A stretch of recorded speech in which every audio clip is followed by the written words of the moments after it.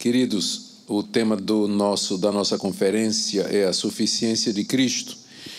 E para falar sobre isso, eu queria convidar vocês a abrir a Escritura em Colossenses capítulo 2. Nós vamos do verso 8 até o final do capítulo. Deixe-me dar algum contexto antes de nós começarmos a fazer a exposição. Mantenha sua Bíblia aberta, porque nós iremos seguindo o pensamento do apóstolo Paulo aqui. E nós não queremos nos perder nem nos desviar, mas queremos ser bem fiéis à Escritura. Paulo escreveu essa carta quando ele estava preso em Roma, a pedido de o líder da igreja de Colossos, que não foi fundada pelo apóstolo Paulo, provavelmente foi fundada durante aqueles 3 anos que Paulo passou em Éfeso, de onde ele evangelizou toda a província da Ásia Menor. E Colossos deve ter sido fundada por Epáfras, alguém que se converteu através de Paulo. E Paulo estando preso, Epáfras vem lá da Ásia Menor até Roma, trazendo provavelmente uma oferta da igreja para o apóstolo Paulo, notícias do trabalho ali, e algumas indagações e preocupações, porque uma seita perigosa estava se infiltrando na igreja, e Epáfras precisava de ajuda para combater essa seita.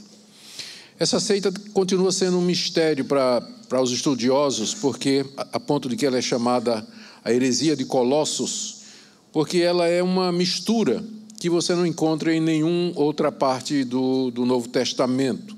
Ela provavelmente era uma seita localizada naquela região. E pelo que a gente pode deduzir da leitura que a gente faz da carta aos Colossenses e de outras informações que nós temos, essa seita era uma combinação de judaísmo, tinha legalismo, portanto, havia uma exigência de que aqueles que se diziam cristãos, eles deveriam guardar também a lei de Moisés. Eles tinham um elemento legalista nisso aí. E quando falavam da lei de Moisés, era mais especificamente aqueles 3 marcadores identitários do judaísmo do século I, que era a circuncisão, o calendário judaico das festas religiosas e a dieta religiosa dos judeus. Eram as 3 coisas principais. Então, eles queriam que os crentes guardassem aquilo também, para poder ser salvos. Mas, junto com isso, havia uma mistura com uma ideologia que estava surgindo no século I, se desenvolveu no século II e foi combatida pela igreja nesse período, no período pós-apostólico, chamada gnosticismo. O gnosticismo, a palavra vem da palavra grega gnose, que significa conhecimento. E ele dizia basicamente que para que você pudesse ser salvo, você tinha que ter acesso a um conhecimento secreto, que Deus não tinha dado nem aos apóstolos. Jesus não tinha falado, nem os apóstolos falaram também. Mas para que você pudesse chegar até Deus, você precisava ter esse conhecimento secreto que Deus agora estava revelando àqueles sectários, aqueles mestres que estavam pelas igrejas. Basicamente, a ideia era de que para você chegar até o céu, até a presença de Deus, você tem que vencer a distância entre Deus e os homens, vencer o pleroma, ou a plenitude, era o nome que se dizia, desse espaço, não é?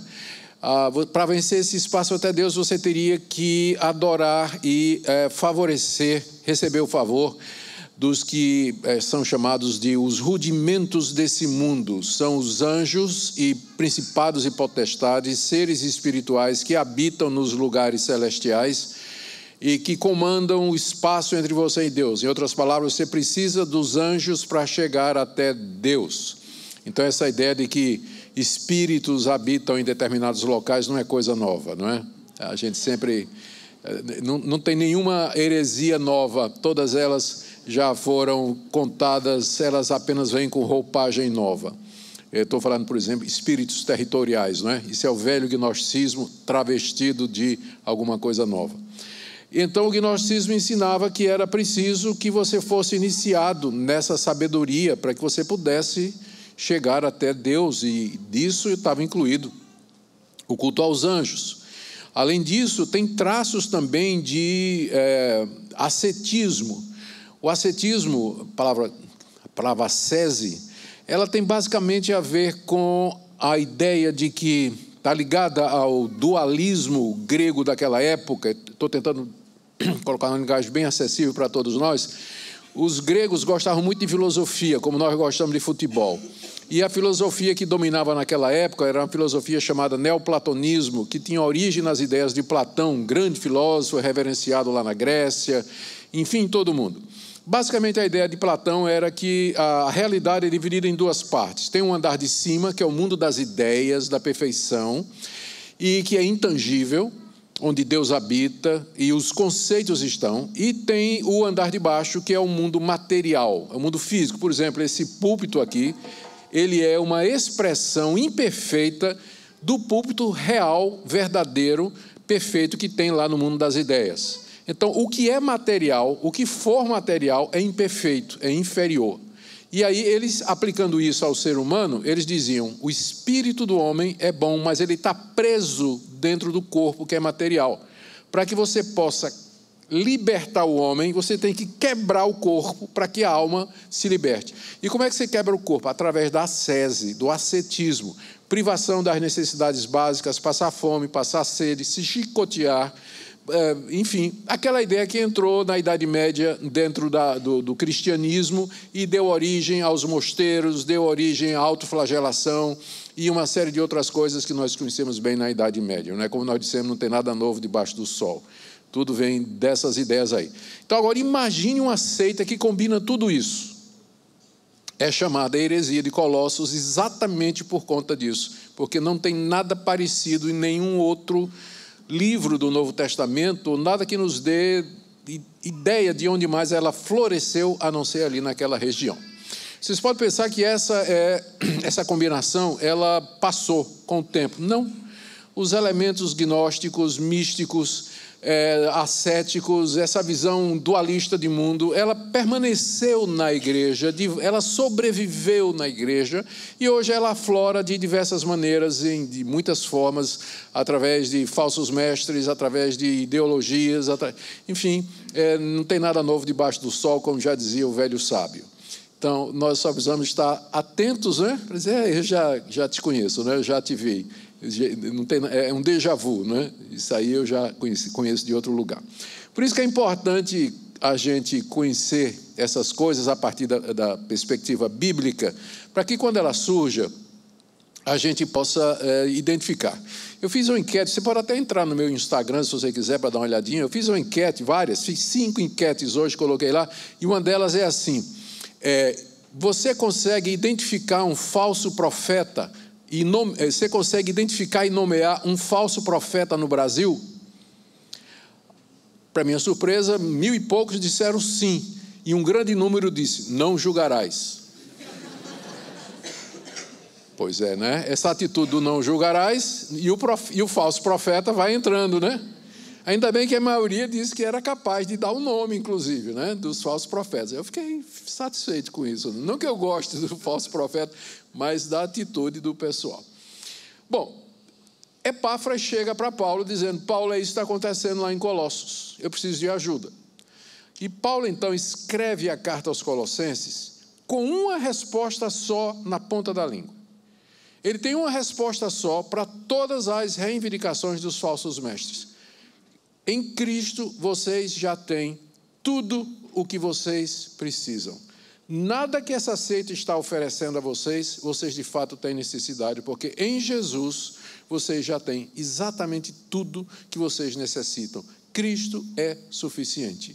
Essa é a resposta de Paulo na carta aos Colossenses. Ela foi escrita, se você perguntar qual é o tema da carta aos Colossenses, é exatamente esse, a suficiência de Cristo. Eu apenas estou dando a vocês o ambiente em que a carta nasceu, para que vocês possam entender por que Paulo vai dizer uma série de coisas que nós vamos ler aqui. Então, se você quer... Alguém perguntar, né? Em que lugar do Novo Testamento nós encontramos a cristologia bíblica pura, colocada da maneira mais extensa, você pode saber que a resposta é a carta aos Colossenses, onde Paulo fala da pessoa de Cristo, da obra de Cristo, a extensão da sua manifestação e assim por diante. Aqui eu vou começar no capítulo 2, verso 8, que eu entendo é mais ou menos o coração da carta, onde Paulo trata de alguns algumas dos elementos dessa seita, né? Sempre dando a mesma resposta da suficiência de Cristo. E depois nós vamos ver cada uma delas e depois vamos fazer uma aplicação para nós também. Em primeiro lugar, alguma coisa a respeito do gnosticismo e do dualismo, né? Essas coisas estão bem misturadas aqui, mas vocês vão reconhecendo, à medida que a gente vai andando no texto, vocês vão reconhecendo o que eu estou falando aqui. Então, em primeiro lugar, do verso 8 até o verso 10, parece que Paulo está respondendo à reivindicação dos mestres de que Cristo não poderia, vejam só, né, como a conclusão óbvia, se o dualismo é verdade, como é que Deus pode encarnar? Porque Deus está no andar de cima, Deus é perfeito, né? A matéria é má. A ideia de Deus tomar um corpo, né, isso era absurda para o grego. Ele não entenderia isso, né, porque o corpo ele é ruim, a matéria é inferior. Como Deus poderia fazer isso? Não é? E então parece que Paulo está querendo responder isso aqui. Bom, ele começa dizendo no verso 8: cuidado que ninguém vos venha a enredar com sua filosofia e vãs sutilezas, conforme a tradição dos homens, conforme os rudimentos do mundo, e não segundo Cristo, porquanto nele habita corporalmente toda a plenitude da divindade. Também nele estáis aperfeiçoados, ele é o cabeça de todo o principado e potestade. Quero destacar aqui, em primeiro lugar, a advertência de Paulo para os colossenses. Cuidado que eles não fossem enredados. A palavra enredar aqui, o nome já está dizendo, é tirado do costume da época de caçar pequenos animais com redes. O caçador sabia exatamente onde a ave ia pousar, onde o pequeno animal ia passar, e ele colocava redes ali e enredava os animais, né, e os aprisionava. Então você pode trocar enredar aqui pela palavra aprisionar. E é esse o alvo do falso mestre. A primeira coisa que ele faz é aprisionar sua mente. Ele enreda você. E a teia tecida de argumentos, os argumentos estão aqui, ó. Ninguém enrede você com filosofia, vãs sutilezas, conforme a tradição dos homens, conforme os rudimentos do mundo e não segundo Cristo. Ideias que não são bíblicas, ideias que não são verdadeiras, que não são corretas, parecem muito bonitas, de gente que se apresenta com muito conhecimento, formado nas melhores universidades, que tem os melhores professores, escreve os livros que saem na lista do New York Times.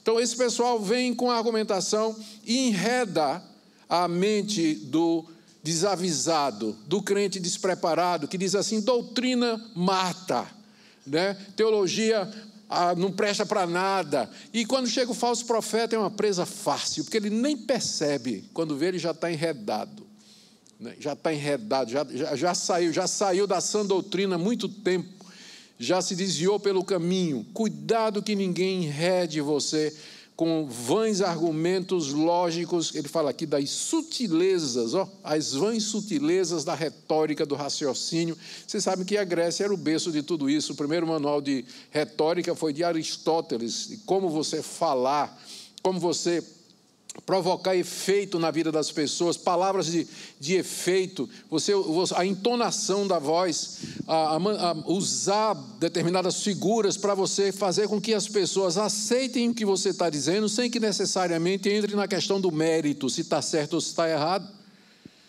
Cuidado que ninguém venha enredar vocês usando esse tipo de argumentação, usando palavras bonitas, usando frases de efeito. Todo falso profeta fala bem, não conheço nenhum que fale mal.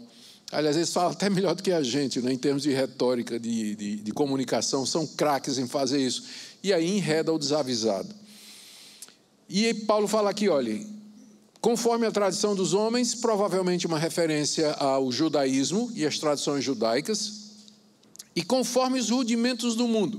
Essa expressão rudimentos do mundo, ela só aparece nas cartas paulinas, se não me engano aqui e em Gálatas. Se não for Gálatas, é Efésios, aqui não tenho muita certeza agora. E essa palavra, literalmente, ela significa as coisas, os rudimentos do mundo, é as coisas mais elementares do mundo, e essa expressão aparece nos escritos gnósticos para se referir aos anjos.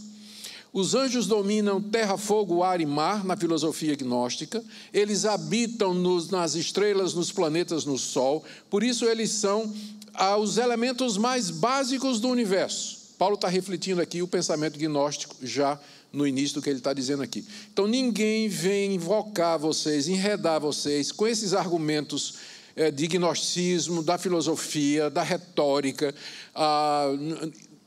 vocês estejam atentos a isso. Por quê? Primeiro, porque essas coisas não são segundo Cristo. Elas não exaltam a Cristo, não falam de Cristo, não promovem a Cristo. Final do verso 9. Porque nele, em Cristo, habita corporalmente toda a plenitude da divindade. Desmontou. Com isso ele está dizendo, os neoplatônicos aí, esse pessoal que não quer acreditar que Cristo de fato seja divino, porque não conseguem conceber que a divindade possa assumir a carne, eles estão equivocados. Em Cristo, Deus habita plenamente, corporalmente. Em Cristo, Deus está plenamente revelado.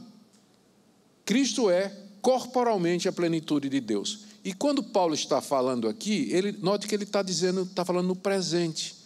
Muitos crentes têm a ideia que Cristo, quando ele encarnou, quando o Filho de Deus veio ao mundo, adquiriu uma natureza humana, ele não se transformou em homem, não é? Ele adquiriu uma natureza humana, adicionou uma natureza humana à sua natureza divina. E, portanto, ele é verdadeiro Deus e verdadeiro homem. Quando ele morreu e ressuscitou, ele ressuscita no mesmo corpo com que ele morre, só que é um corpo glorificado, corpo glorioso. E ele sobe aos céus com esse corpo, e com esse corpo ele está até o dia de hoje. Tem gente que pensa que quando Cristo subiu nos céus, passou daquela camada de nuvens, acabou a atmosfera, ele olhou para um lado, olhou para o outro, não tinha ninguém vendo, ele pegou o corpo, jogou fora e virou espírito outra vez. Tem gente que pensa assim. Não. Cristo é Deus homem para ser. Paulo está falando no presente. Nele habita. Quando Paulo escreveu isso, Cristo tinha morrido fazia 20, 30 anos. Mais ou menos, 25 anos mais ou menos. Que ele já tinha ressuscitado e subido aos céus. E ele diz, nele habita corporalmente toda a plenitude da divindade. Está falando do presente, que é o que Cristo é até o dia de hoje. Nós temos um homem à direita de Deus que intercede por nós. Você já pensou nisso? Temos um de nós à direita de Deus, sentado no trono do universo, que nos representa e que intercede por nós. Por isso que ele é mediador daqueles que são salvos. É por isso que é dito, ninguém pode chegar ao Pai senão através dele. E que não há outro, lembra a palavra de Paulo? Só há um Deus e um mediador entre Deus e os homens, Jesus Cristo, homem,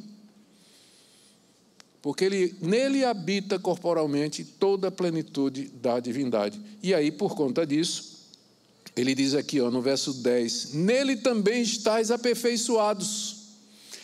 Os falsos mestres chegavam dizendo, para você se aperfeiçoar, você tem que adorar os anjos, tem que guardar toda a lei mosaica, tem que fazer todos esses rituais, ascetismo, quebrar a prisão do corpo, a prisão da alma, que é o corpo.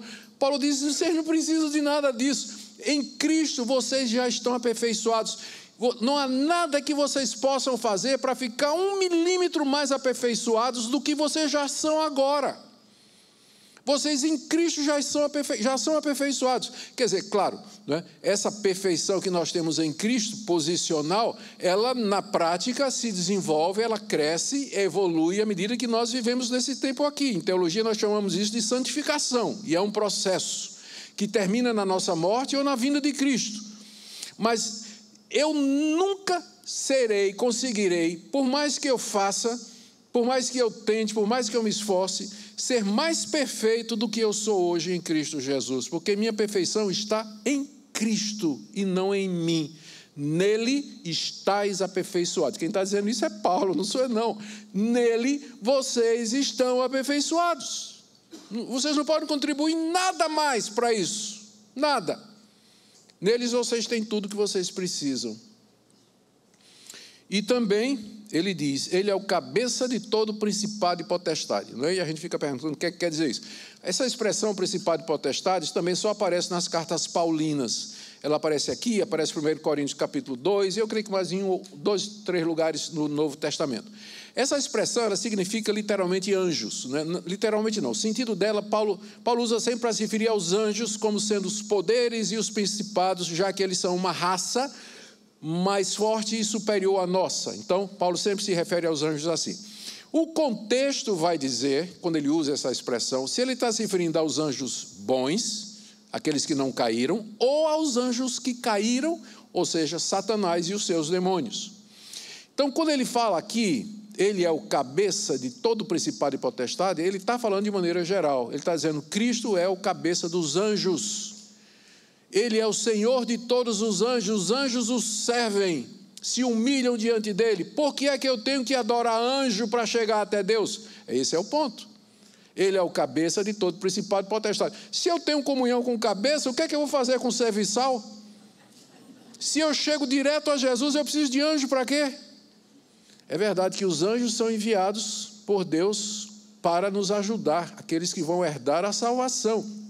Mas eu creio que uma das razões que Deus não deixa que a gente fique muito consciente da visitação, da ministração e do serviço dos anjos, porque vai nos distrair do ponto central daquele que é o cabeça.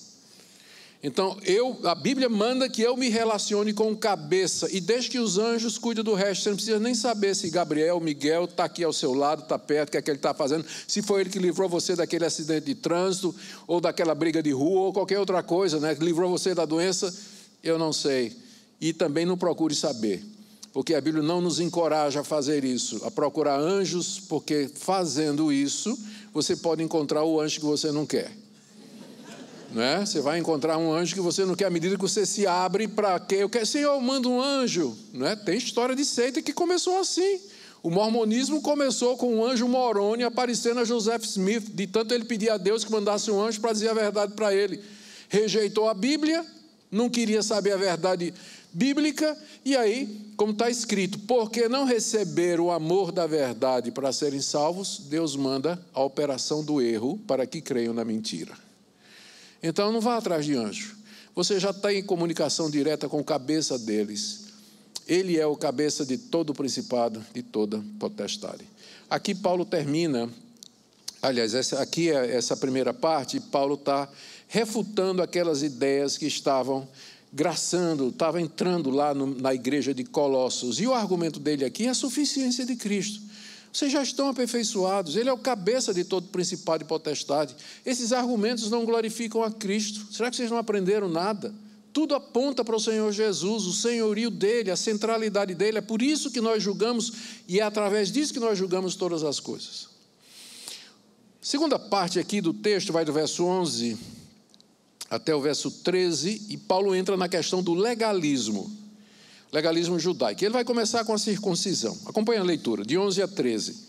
Nele, Cristo, também fostes circuncidados, não por intermédio de mãos, mas no despojamento do corpo da carne, que é a circuncisão de Cristo, tendo sido sepultados juntamente com ele no batismo, no qual igualmente fostes ressuscitados mediante a fé no poder de Deus, que o ressuscitou dentre os mortos. Como eu disse, havia uma insistência dos sectários para que os cristãos, eles não negavam que era preciso ter fé em Cristo, mas eles diziam que não era suficiente, era preciso ter o selo da aliança de Deus com Abraão, que era a circuncisão.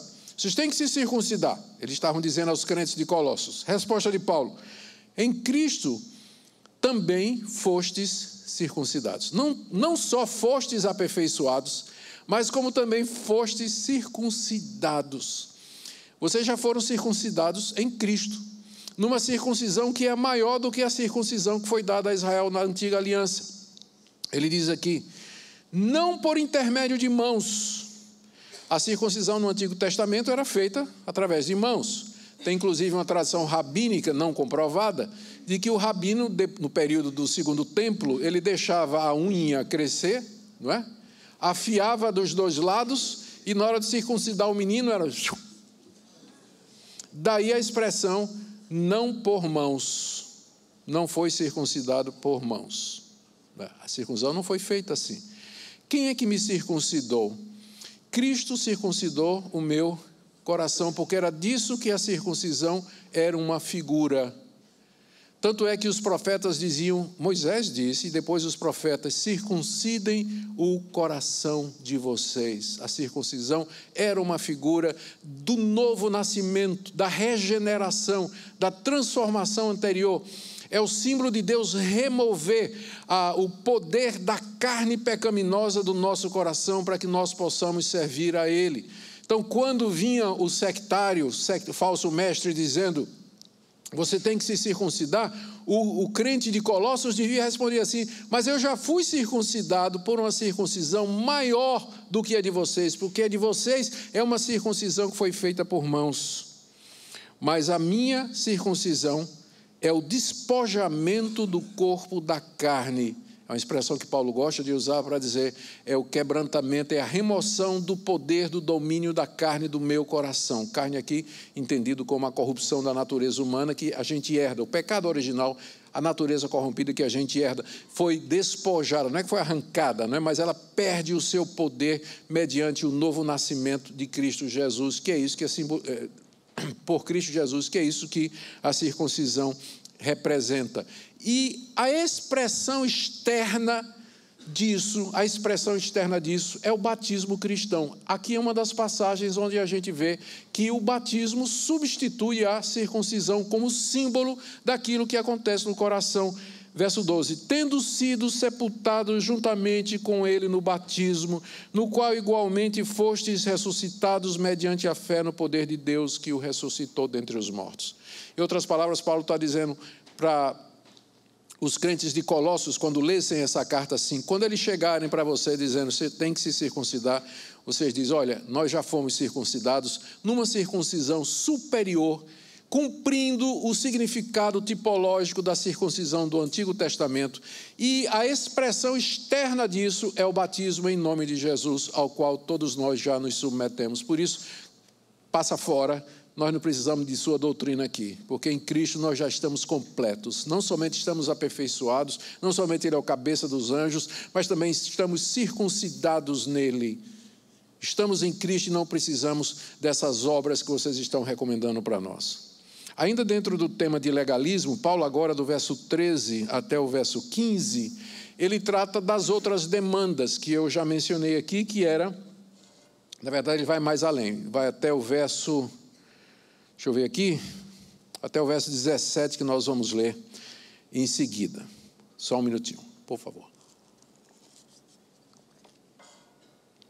Depois de falar isso, da circuncisão, Paulo agora vai falar da lei de Moisés em geral, tá certo? Ele diz assim, a partir do verso 13: e a vós outros que estáveis mortos pelas vossas transgressões e pela incircuncisão da vossa carne, vos deu vida juntamente com ele, perdoando todos os nossos delitos, tendo cancelado o escrito de dívida que era contra nós e que constava de ordenanças a qual nos era prejudicial, removeu inteiramente, encravando na cruz, e despojando os principados e potestades, aparece de novo aqui a expressão, publicamente os expôs ao desprezo, triunfando deles na cruz. Ninguém, pois, vos julgue por causa de comida, bebida, dia de festa, lua nova ou sábados, porque tudo isso tem sido sombra das coisas que haviam de vir, porém o corpo é de Cristo.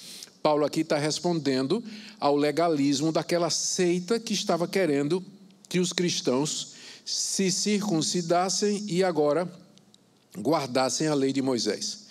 A resposta de Paulo, no verso 13, ele diz assim, ele introduz o assunto da seguinte maneira: quando Deus perdoou vocês, vocês estavam mortos e nem circuncidados vocês eram. Não é? Verso 13, a vós outros que estáveis mortos pelas vossas transgressões, porque o salário do pecado é a morte. O homem está morto diante de Deus, porque todos pecaram e carecem da glória de Deus, não tem exceção. E eles estavam mortos quando ouviram a pregação do Evangelho e creram, nem circuncidados eles estavam, provando com isso que a circuncisão não salva ninguém, porque os não circuncisos foram alcançados quando estavam mortos em ofensas e pecados.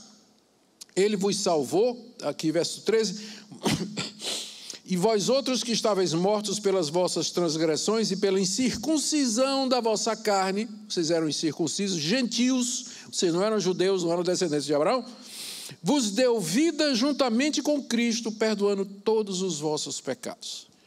Olha a suficiência de Cristo aí. Ele deu vida para nós, perdoou todos os nossos pecados quando nós éramos incircuncisos, não éramos nem do povo de Abraão, do povo da antiga aliança, da nação eleita, escolhida de Deus, nem parte nós éramos, não éramos. Mas a graça de Deus nos alcançou. E ele não fez só isso não. E olha que maravilha aqui no verso 14. Tendo cancelado o escrito de dívida que era contra nós, que constava de ordenanças, o qual nos era prejudicial, removeu inteiramente, encravando na cruz. Quando a gente lê essa passagem, quando você lê essa passagem, eu lhe pergunto, o que é que você acha que é o escrito de dívida? Primeira coisa que vem na cabeça da gente é aquela lista que Deus tem de todos os nossos pecados e que nós estamos devendo a Ele, não é verdade? Deus tem um iPad, onde Ele tem uma lista de todos os pecados que você cometeu, desde o primeiro, quando você era uma criancinha, que cometeu conscientemente, até o último que você cometeu há 5 minutos atrás, quando você olhou para alguém de lado e comparou sua roupa com a de fulano de tal, o seu cabelo, ou a mulher do próximo, ou qualquer outra coisa. Deus tem tudo escrito lá. É o escrito de dívida que você deve a Deus. Não é isso que a gente pensa? Mas não é não. Isso aqui é a lei. O escrito de dívida é a lei de Deus. Veja como é que ele continua dizendo. Cancelou o escrito de dívida que era contra nós e que constava de ordenanças. Lê os 10 mandamentos. Aquilo é seu favor ou contra? É contra. Não terás outros deuses diante de mim. Quantos ídolos você já não adorou e adora na sua vida? Pode ser sua esposa, seu marido, seu carro, seu emprego, seu esporte, seu hobby, uma pessoa. Quantas coisas você já não colocou no lugar de Deus na sua vida? Honra teu pai e tua mãe. Quantas vezes, não é? Não furtarás, desonestidade. Não cobiçarás a mulher do teu próximo, ou a esposa, o marido da tua próxima. Não furtarás, já falei, não dirás falso testemunho. A lei de Deus é contra nós. Ela é o escrito de dívida. Deus deu a lei, isso que Israel não entendeu. Deus deu a lei, não foi para que o judeu se salvasse tentando guardar a lei, mas a lei foi dada para mostrar exatamente isso, que o judeu não podia se salvar pela guarda da lei, por isso que ele tinha que ir para o altar, por isso que ele tinha que oferecer sacrifícios, derramar sangue pelos seus pecados. A lei o empurrava para o altar. É o escrito de dívidas que nos é contrário. É por isso que ninguém vai ser salvo pelas obras da lei. Quando eu era um jovem pastor evangelista no interior de Pernambuco, eu estava pregando numa cidade chamada Gamileira, eu ia de porta em porta distribuindo folheto e pregando o evangelho onde me deixavam entrar. E eu me lembro uma vez, entrei na casa de um cidadão, era um católico, bem praticante, mas ele me deixou entrar, acho que mais por gentileza, né? O pessoal do interior geralmente é muito, muito gentil, muito hospedeiro. E nós começamos a conversar e a certa altura aproveitei o gancho, não me lembro qual, e disse para ele, olha, o senhor sabe que o senhor é um pecador, não é? Ele disse, opa, eu sei, mas meu vizinho é pior do que eu. Todo mundo é pecador. Eu disse, é verdade, mas... E eu disse, mas os nossos pecados nos colocam numa situação difícil diante de Deus. Pastor, mas eu não era pastor, mas não sou tão pecador assim. Eu digo, você tem uma Bíblia católica aí, não tem? Tenho. Eu sabia que era igual, né? Eu disse, vamos ler aqui Êxodo capítulo 20, a lei de Deus. E aí o senhor vai me dizendo o que é que o senhor quebrou, o que é que o senhor não quebrou. Aí comecei lendo para ele e interpretando conforme o Novo Testamento. Jesus disse, né? A lei diz, não adulterarás. Mas Jesus disse, quem olhar para a mulher com intenção impura, no coração já adulterou com ela. Então fui dando o significado. Chegou no 6º mandamento, a feição do homem já tinha caído completamente, né? Calou a boca, não tinha mais o que dizer. A lei foi dada para isso. É o escrito de dívidas que nos é contrário. Sabe o que é que Deus fez com a lei? No que tange a essa função dela de nos condenar, está aqui. Removeu inteiramente, encravando na cruz. Você já pensou nisso? Que naquela cruz não só estava o meu Salvador encravado, mas o escrito de dívida que me era contrário. A lei de Deus que me condena foi cravada com ele, porque aonde ela diz, não mentirás, está escrito com sangue embaixo, pago. Aonde a lei vai, o sangue vai. É por isso que você não é condenado. Porque aonde a lei de Deus lhe condena, o sangue de Cristo lhe purifica e lhe perdoa. E é por isso que nós chegaremos lá, nunca por mérito, mas pela obra completa e suficiente de Cristo, que aboliu a condenação da lei contra nós, dando a satisfação plena a Deus na cruz do Calvário, encravando as condenações naquela cruz, de forma que nós nunca mais poderemos ser condenados. Por isso Paulo escreve: já não há condenação para quem está em Cristo Jesus.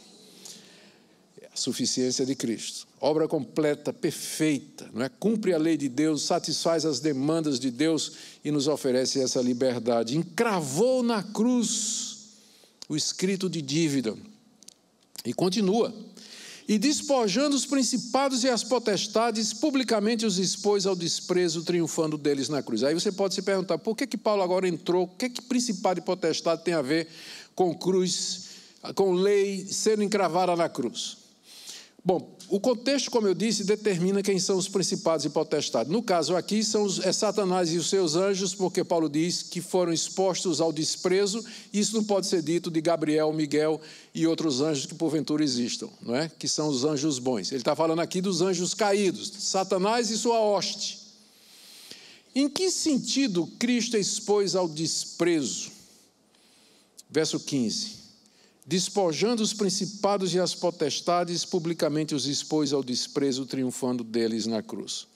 Quando Cristo cumpriu as demandas da lei na cruz do Calvário, e a lei e a condenação contra nós foi encravada pelos mesmos cravos que perfuraram sua mão, Deus tirou de Satanás a principal arma de acusação que ele tinha contra os eleitos de Deus, e que ele mostrou saber usar muito bem no Antigo Testamento, no caso de Jó. Até esse momento da cruz, Satanás podia comparecer diante de Deus e nos acusar, dizendo: tu és injusto, porque permites que os teus filhos cometam iniquidades, e o Senhor não os condena.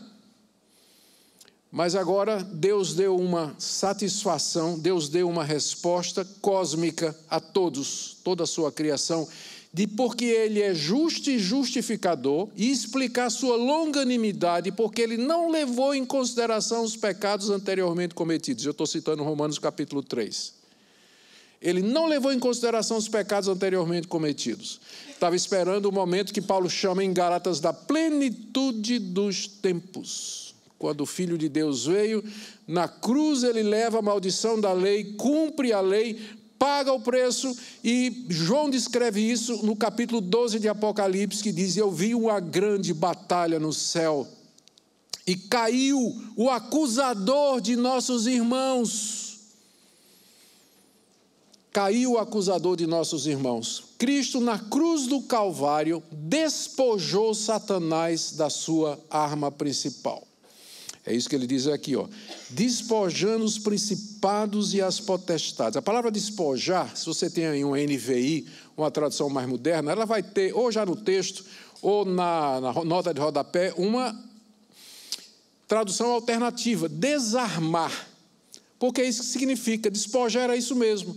Quando tinha uma guerra, um guerreiro vencia o outro na batalha, e ele despojava o vencido, tirava a espada, tirava o escudo, tirava a couraça, tirava o capacete, tirava tudo, levava como sendo um troféu, um despojo. Ele despojava, desarmava o inimigo. E foi isso que Cristo fez na cruz, ele desarmou Satanás. Por isso agora ele não pode mais enganar as nações, por isso ele não pode mais me condenar, me acusar diante de Deus. E é por isso que nós dizemos, você sabe aqueles plásticos, teve uma época aí no Brasil, os carros lá no Brasil, essa teologia estava muito em voga, né? O pessoal botava um plástico assim escrito, está amarrado, lembra? Está certíssimo, há 2000 anos atrás. Foi amarrado há 2000 anos atrás, foi limitado, foi despojado, foi desarmado, continua vivo e ativo no planeta Terra, mas a derrota dele é certa. O golpe final já foi dado por Cristo Jesus, que na cruz os expôs ao desprezo, Olha aí, publicamente os expôs ao desprezo. A figura que Paulo está usando aqui é do general que vem vitorioso da guerra, entrando na sua cidade natal, da sua carruagem, com a coroa de louros, não é? E jogando para o seu povo, os seus súditos, os despojos, né? Ouro, moedas, prata, distribuindo. E atrás dele, amarrado na carruagem, vêm os vencidos, amarrados, e a multidão zombando, escarnecendo, jogando animal morto, ovo podre, camisa do Corinthians, e essas coisas todas lá, sabe? Publicamente sendo expostos ao desprezo. Cristo triunfando, por isso que está escrito, subindo ao alto, levou cativo o cativeiro e deu dádivas aos homens. Paulo está citando isso, Paulo cita isso lá em Efésios, ele está citando um salmo, não é? Do rei vitorioso, do rei vitorioso. Eu tenho para mim que nós não vamos ouvir a quarta música não, porque o meu irmão ali, ele não gostou do Corinthians, negócio do Corinthians. Perdão, Paulinho. Eu vou escolher outro time para mexer da próxima vez. Gente, que coisa maravilhosa do nosso Salvador, né? Vem como Paulo junta tudo aqui, né? Na cruz, Cristo encrava a lei, desarma Satanás e publicamente o expõe ao desprezo, que é só o que ele merece. É o desprezo. Nós não podemos ter outra atitude com relação aos espíritos caídos, malignos, Satanás e o diabo, embora tenha religião, ainda tenha dentro do evangelicalismo brasileiro quem quer dar muito cartaz a Satanás, não é? Quem dá muita força ou pensa que ele é uma força oposta a Deus. Satanás é um anjo caído, derrotado, humilhado, já foi vencido, exposto ao desprezo. É só isso que ele merece de nós, nada mais. Em Cristo. E tem gente que tem pastor cujo ministério gira em torno do diabo, não é verdade? Quebra de maldição, maldição hereditária, expulsão de demônio e tudo mais, que se Deus tirasse o diabo da terra, ele perdia o ministério. Ele não sabe pregar, não sabe ensinar a Bíblia, não conhece o Evangelho, não sabe nada, gira em torno disso, culto de libertação disso, culto de libertação daquilo. Mas o nosso Salvador é que é o nosso tema e nossa canção. E é Ele que nós louvamos e bendizemos. Aí Paulo agora termina a parte do legalismo, no verso 16. Ninguém, pois, o pois aqui introduz a conclusão do argumento dele. Ninguém, pois, vos julgue, porque é isso que os falsos mestres estavam fazendo. Chegando na igreja e dizendo assim, ó, vocês vão tudo para o inferno, porque vocês não estão guardando a lei de Moisés. Paulo diz, não deixa ninguém julgar vocês com base nisso. Você não vai para o céu porque sua saia está, né? Porque você faz a perna, porque você faz a sobrancelha, porque você usa bermuda, porque você vai para a praia, porque você tem televisão. Ninguém julgue vocês por esse tipo de coisa. Ninguém julgue vocês por esse tipo de coisa.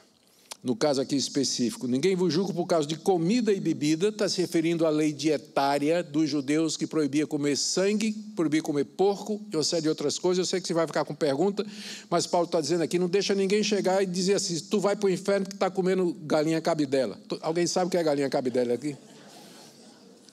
Ao molho pardo, não é? Vocês vão para o inferno, está comendo buchada de bode. Eu sou o primeiro, vou de cabeça para baixo.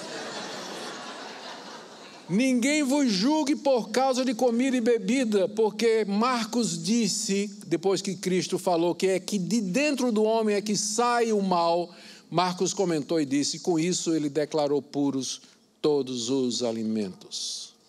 Que o que contamina o homem não é o que entra pela boca, mas o que sai do seu coração. Então ninguém julgue vocês por conta de comida e de bebida, como se fosse uma condição de santificação. Para ser santo você não pode comer isso, não pode comer aquilo, tem que ser vegetariano, vegano, isso por aí vai. Ou dia de festa ou de lua nova ou sábados, ele está falando aqui do calendário judaico. Não é? E ele inclui o sábado aqui, né, gente? Ninguém chega para vocês assim, você vai tudo para o inferno, não estão guardando o sábado. Mas o sábado fazia parte do calendário judaico, mas estava nos 10 mandamentos, mas é um mandamento que tem, talvez, né, ele tem um fundo profético, ele apontava para a ressurreição de Cristo e o descanso verdadeiro que nós temos em Cristo Jesus. Era isso que o sábado apontava. E ele se cumpre na pessoa de Cristo, mas não é meu assunto aqui. O meu ponto aqui é que Paulo olha para o sábado e diz aqui que tudo isso, veja o verso 17, tem sido sombra das coisas que haviam de vir, porém o corpo é de Cristo. Que alegoria é essa? Fácil. Estou aqui, atrás de mim tem um holofote, pastor Sinésio Lira se aproxima por trás de mim. Qual é a primeira coisa que eu vou ver do pastor Sinésio? A sombra. Agora, olhando para a sombra, eu não vou saber se é feio ou bonito, é lindo, né? Eu não vou saber se é feio, se é bonito, se o que é a cor dos olhos, os detalhes, eu não vou saber. Eu sei que está vindo, eu sei que ele está vindo.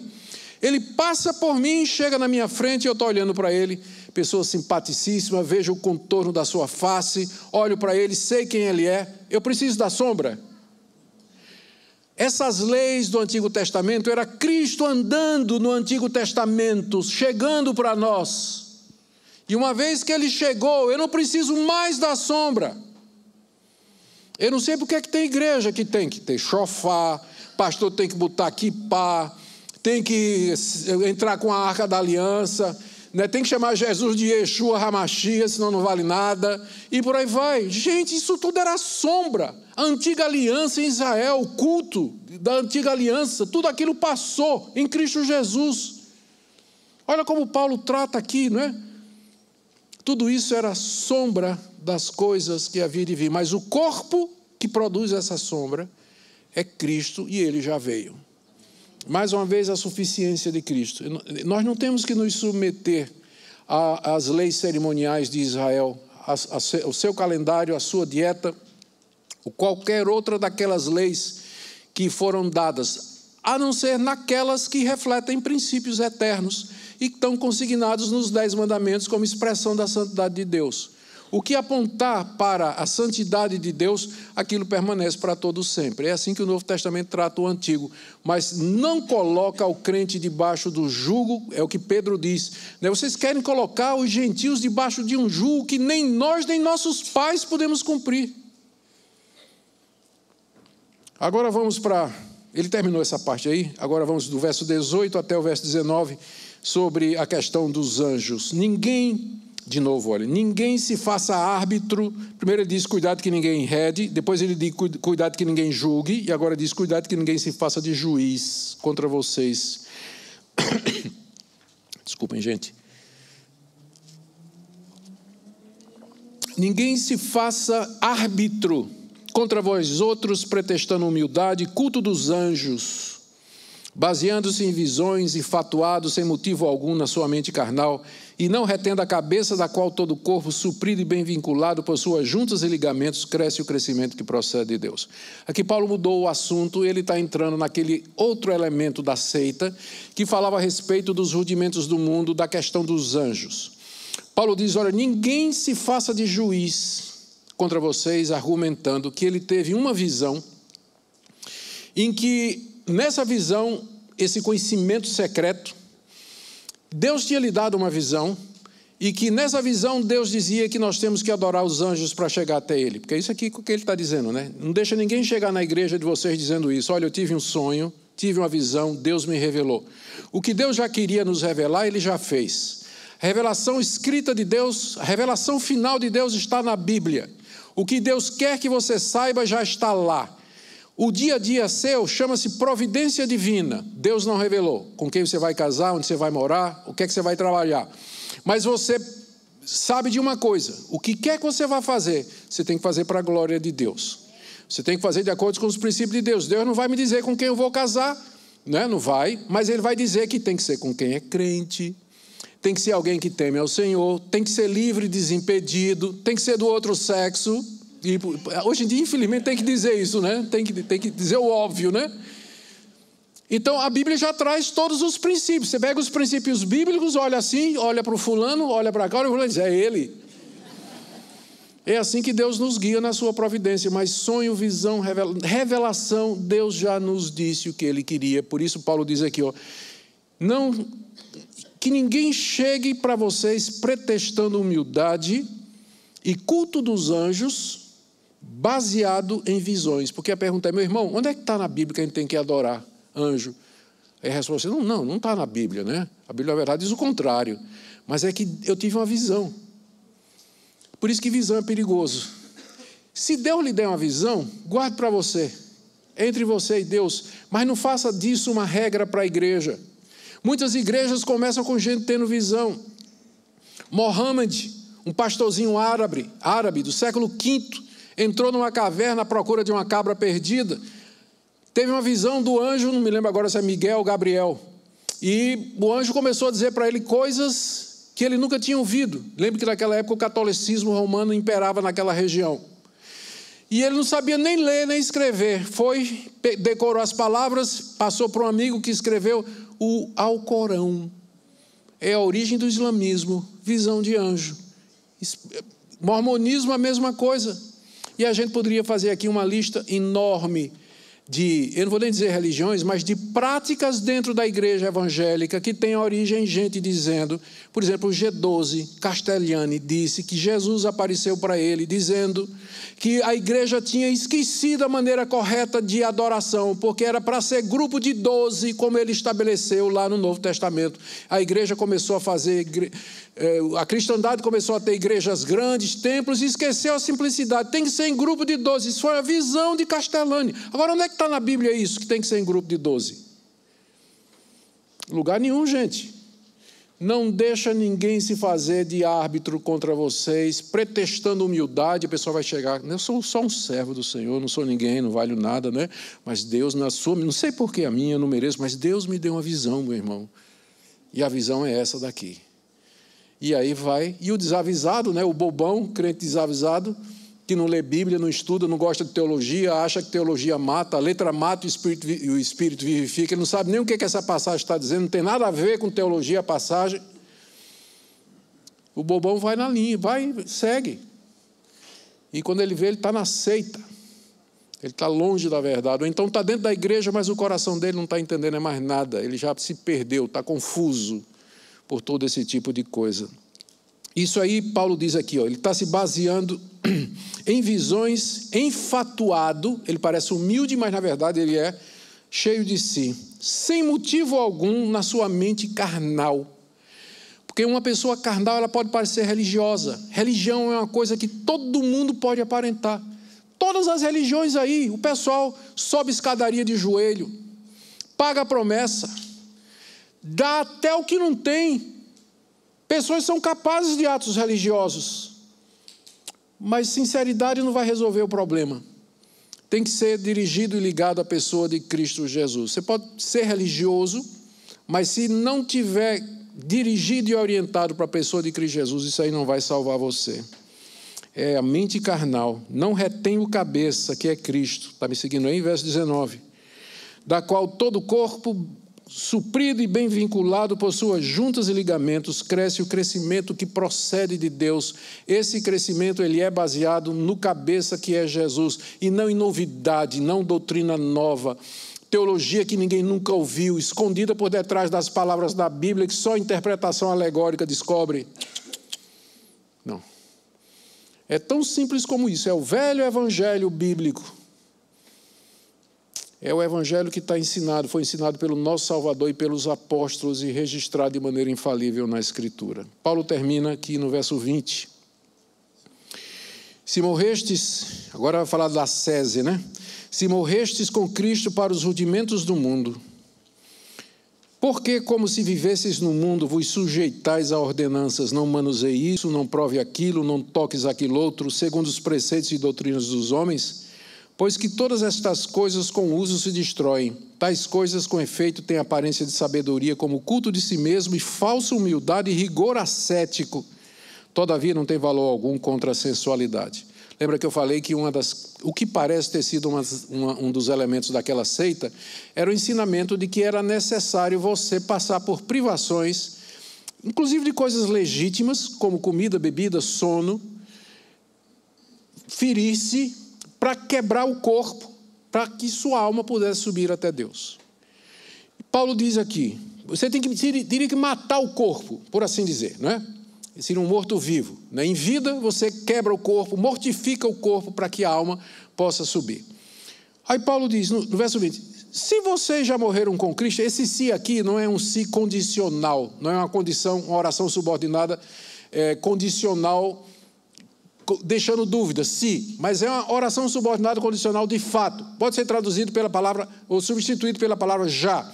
Já que vocês morreram com Cristo, ele não está duvidando, né? Ele está assumindo que isso aconteceu.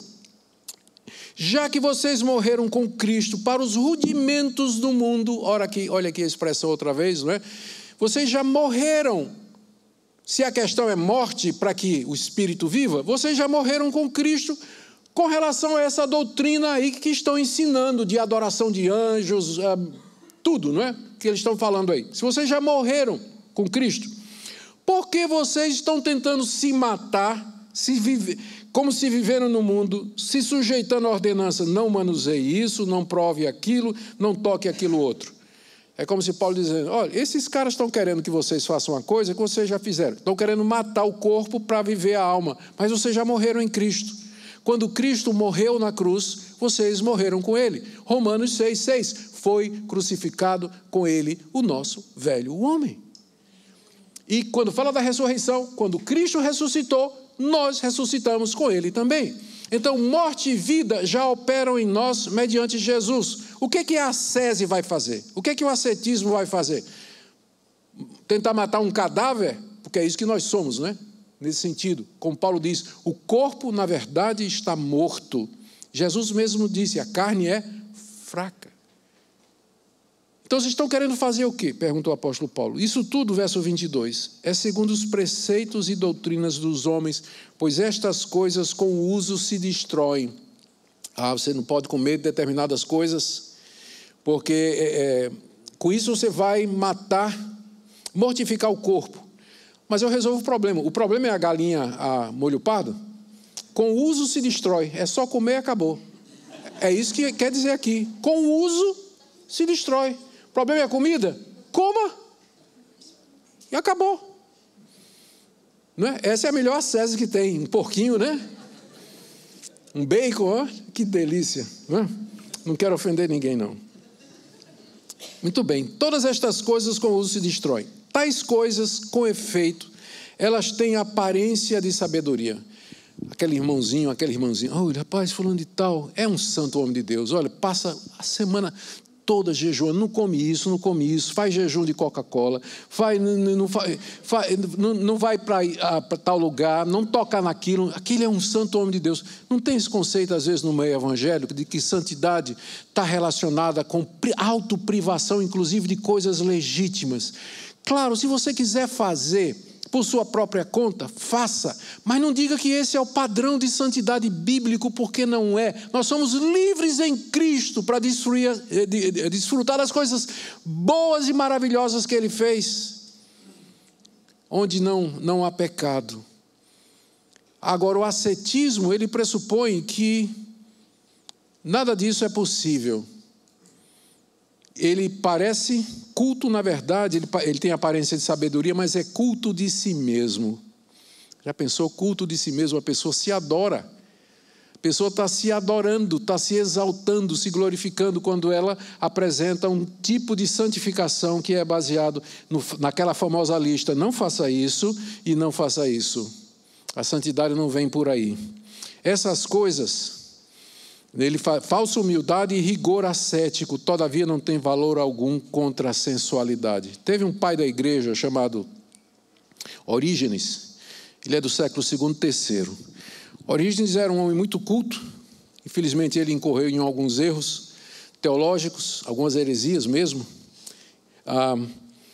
mas ele era um asceta, e ele tinha um problema com impureza sexual. E ele resolveu se castrando, né? Ele achou que se castrando, ele resolveria o problema da impureza sexual. Até ele descobrir que o problema é aqui, né? O problema é aqui. Essas coisas, ascetismo, Paulo diz aí, não tem valor nenhum contra a sensualidade. A sensualidade do seu coração só termina com sua morte com Cristo na cruz. e a ressurreição de entre os mortos, com a conversão e a santificação, porque tudo mais não controla o desejo, a impureza, os pensamentos sujos, as concupiscências do coração, o que vem do nosso coração corrompido. Nada que você faça pode conter ou deter. É uma barreira, é uma avalanche, é uma enchente que vem e que você não tem força nenhuma. Mas em Cristo você pode vencer isso, porque vocês já morreram com Cristo para os rudimentos do mundo. Portanto, não se sujeite a esse tipo de coisa, porque não funciona.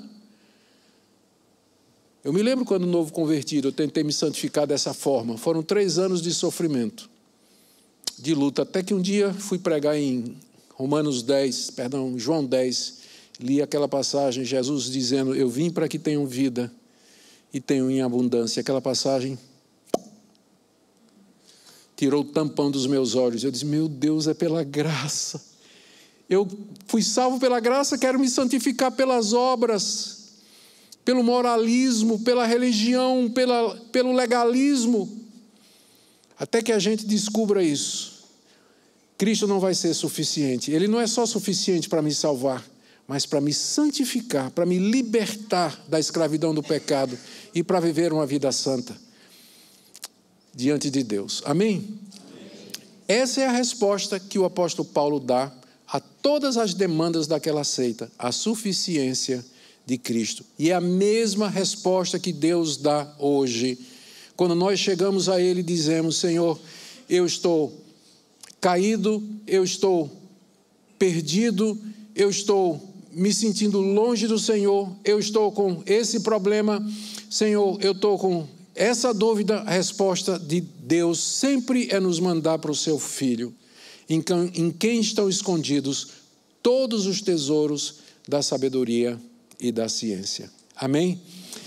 Que nós aprendamos a amar mais o Senhor Jesus e valorizar, entender o Evangelho, o valor da doutrina. E viram como o Novo Testamento ele foi escrito a partir de situações pontuais, contextuais, e através disso Deus revelou princípios eternos que valem para a sua igreja em todas as épocas. Por isso que doutrina é importante, estudar é importante. Não caia nessa conversa de que a letra mata, o Espírito vivifica, que Paulo está comparando só a antiga dispensação com a nova. Não estudo com a oração. As duas coisas andam juntas. Amém? Quem estuda muito, ora melhor.